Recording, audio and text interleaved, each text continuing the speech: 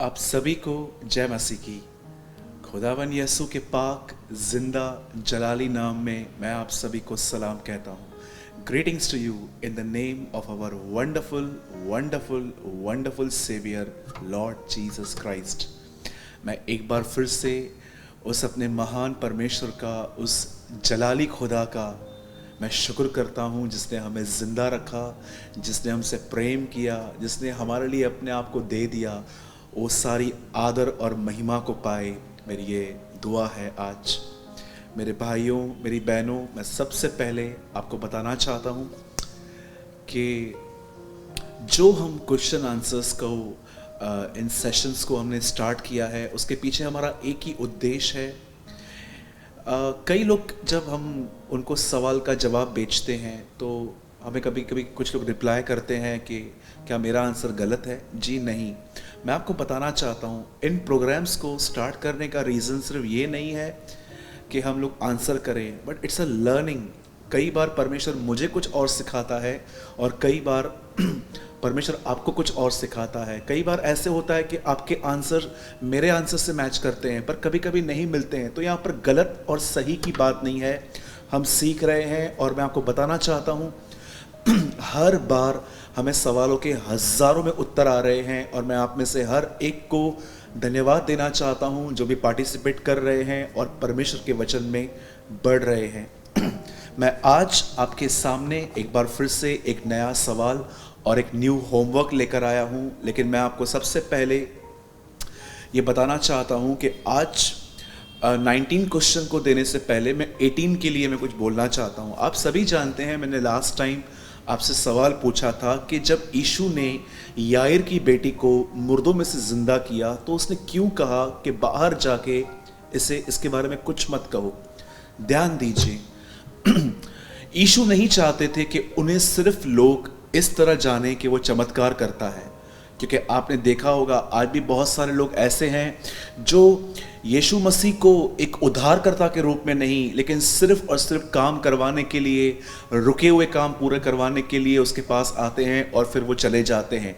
यीशु नहीं चाहता था कि सिर्फ लोग उसे इस तरह एक मिरेकल वर्कर के तौर पे जाने, लेकिन यीशु ये चाहता था कि लोग जानें कि वो उनका उद्धार करता है, वो उनको पापों से छुड़ाने के लिए, बचाने के लिए आया है। इस कारण यीशु ने कई बार चमत्कारों का प्रचार करने के लिए नहीं कहा।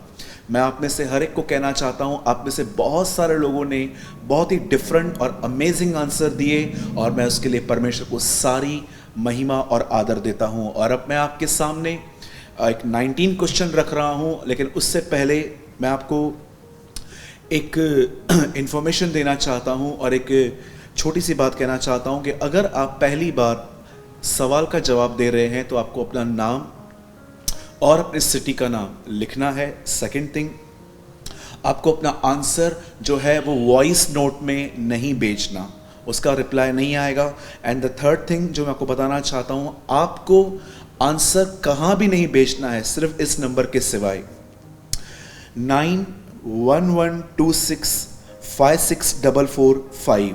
और अगर आप भारत से बाहर से हैं तो आपके लिए कोड है +91, उसके बाद ये नंबर आपको डालना है, तब आपका आंसर हमारे पास आ पाएगा। अब आइए मैं आपके सामने 19 से सवाल को आपके सामने रखता हूं और इस बार आपका होमवर्क है यूहन्ना की पुस्तक द गॉस्पेल ऑफ जॉन, यूहन्ना रचित सुसमाचार, ये लूका के बाद आता है, पहला अध्याय और उसका 19 से लेके 28 तक। मैं फिर से आपका होमवर्क दोहरा देता हूं। इस हफ्ते में आपका होमवर्क है जॉन चैप्टर 1, यूहन्ना पहला अध्याय 19 से लेके 28 तक। आपको ये सारे वचन पढ़ने हैं और जब आप इसे पढ़ेंगे तो आपको पता चलेगा कि लोग जो थे वो यूहन्ना बपतिस्मा दाता के पास आके उसे पूछते हैं, क्या तू एलिया है, क्या तू कोई प्रॉफिट, कोई भविष्यवक्ता है, क्या तू मसीह है। मैं आप में से हर एक को बताना चाहता हूं, उसने कहा जी नहीं, मैं नहीं हूं। अब आप और मैं एक बात अच्छे से जानते हैं कि यूहन्ना बपतिस्मा दाता एक भविष्यवक्ता था जिसने फ्यूचर में आने वाले क्राइस्ट के बारे में रिवील किया कि जो मेरे बाद आने वाला है उस पर बिलीव करना। पर मैं आपसे पूछना चाहता हूं, जब वो भविष्यवक्ता था तो वो यहां पर ये क्यों कह रहा है कि मैं नहीं हूं? अब आराम से पढ़ेंगे तो आपको पता चलेगा। जब लोगों ने उससे पूछा कि तू अपने विषय में क्या कहता है, तब उसने ये नहीं कहा कि मैं प्रॉफिट हूं, मैं भविष्यवक्ता हूं। जस्ट उसने ये कहा कि मैं एक आवाज हूं। मैं आपसे पूछना चाहता हूं, यूहन्ना बपतिस्मा दाता एक भविष्यवक्ता थे, लेकिन क्यों वो ये बात नहीं मान रहे हैं यहां पर कि वो भविष्यवक्ता हैं? सिर्फ वो ये कह रहे हैं कि मैं एक आवाज हूं। ये आपका सवाल है, होमवर्क है। यूहन्ना का 1 अध्याय उसका 19 से लेकर 28 तक, जॉन चैप्टर 1 19 to 28, ये आपका होमवर्क है। और क्वेश्चन ये है, यूहन्ना बपतिस्मा दाता क्यों नहीं मान रहा कि वो एक भविष्यवक्ता है? ये सवाल का उत्तर आपको इस हफ्ते में देना है।